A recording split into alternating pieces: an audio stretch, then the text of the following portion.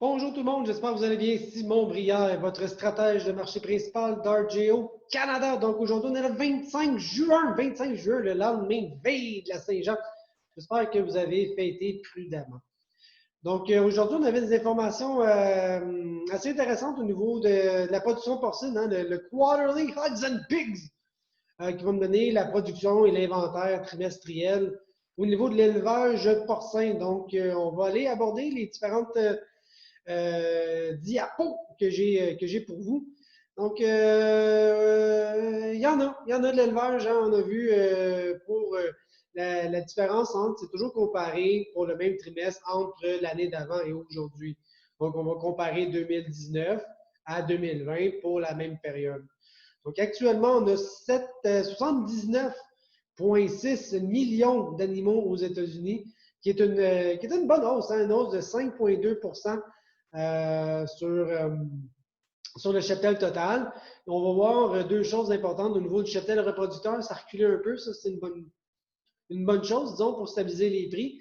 Et ensuite de ça, les porcs qui sont disponibles, ou qui sont élevés, qui sont en train d'être élevés. Okay? Je vais, par défaut de m'exprimer mieux. Et ça, c'est à hausse de 5,8 Donc, c'est beaucoup de stock. On va voir les différentes catégories de poids. Je pense que ça parle beaucoup plus. OK? Donc, les catégories de poids qui sont très élevées, là, les 120 à 180 et plus, là, les gros porcs, en fait, qui étaient en attente d'aller dans les abattoirs, mais avec la pandémie et le ralentissement, bien ça, on voit le 11 à 12 d'augmentation sur l'année dernière. Bien ça, c'est une représentation directe de ceux qui étaient supposés d'aller à l'usine de transformation, mais qui restaient à la ferme. Quand on regarde les catégories de poids un peu plus légers, ben là, on voit que c'est un petit peu plus raisonnable, disons, comme statistique entre l'année dernière et cette année. On se serait attendu d'avoir des poids pour les moins de 50 livres. Le marché avait pensé ou espéré avoir un petit peu plus de réduction dans ces catégories de poids-là, puis ce n'est pas exactement le cas qu'on a en ce moment. Donc, ce que ça veut dire, c'est probablement qu'à court terme, ben, c'est l'inventaire qui est très, très, très abondant pourrait durer encore quelques semaines.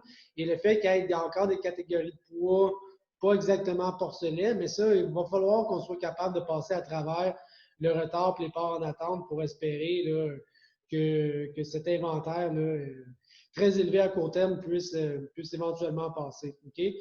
Au niveau de la productivité, maintenant, on a quand même des informations intéressantes. La productivité a encore augmenté cette année. C'est pas énorme, pas énorme là, mais on passe de 11 à 11,01. Okay? C'est bien juste dire. On voit hein, clairement ici, là, même sur l'ancienne, l'autre acétate, ici 2014, là, c'est la DEP. Donc, la productivité était toujours en hausse. La DEP est arrivée, donc on sait que ça a affecté beaucoup les porcelets.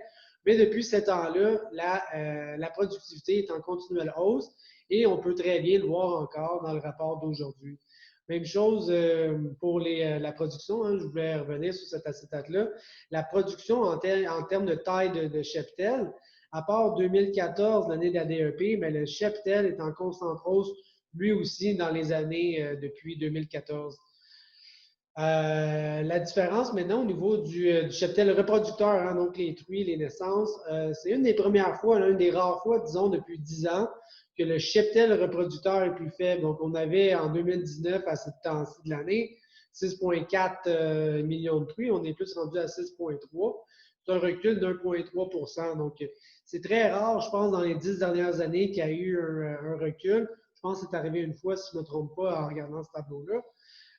Mais donc, ça suggère qu'éventuellement, oui, à court terme, là, il y a énormément de parts qui sont pesants, mais s'il y a un recul du cheptel reproducteur, mais éventuellement, peut-être que la production serait moins abondante pour le futur. Je pense que ça s'appliquerait plus à 2021, disons. Donc, tout ça m'amène aux intentions de mise bas.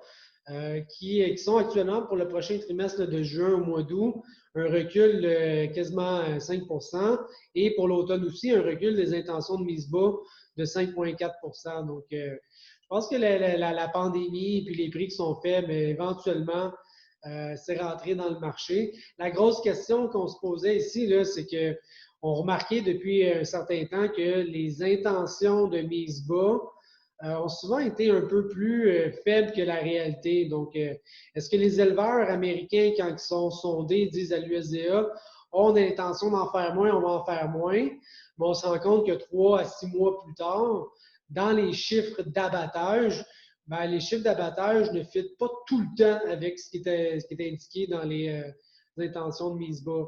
Donc, on va surveiller ça. Est-ce que ça, éventuellement, va pouvoir être changé? Mais sinon, on voit, hein, il y a peut-être une tangente qui va se prendre ici avec un recul des intentions de mise bas pour la fin de l'été et puis l'automne. En récapitulatif, là, mon collègue Gabriel a fait ce tableau-là que je trouve génial. Je vais avoir les chiffres d'aujourd'hui en pourcentage de 2009 maintenant et je vais être capable de comparer ça aux analystes là, qui avaient donné les estimés avant le rapport. Donc, au niveau du cheptel américain, c'est plus élevé que prévu, mais la grosse différence va être dans certaines catégories de poids par rapport au porc qui était en attente. Et les intentions de mise bas, si elles s'avèrent justes, sont somme toute en ligne. Donc, qu'est-ce que ça nous dit à court terme? C'est que ces catégories de poids-là, qui vont représenter les abattages pour le reste de l'été, ben, ça se peut qu'il y ait beaucoup de pression au niveau là, des prix au comptant avec l'abondance.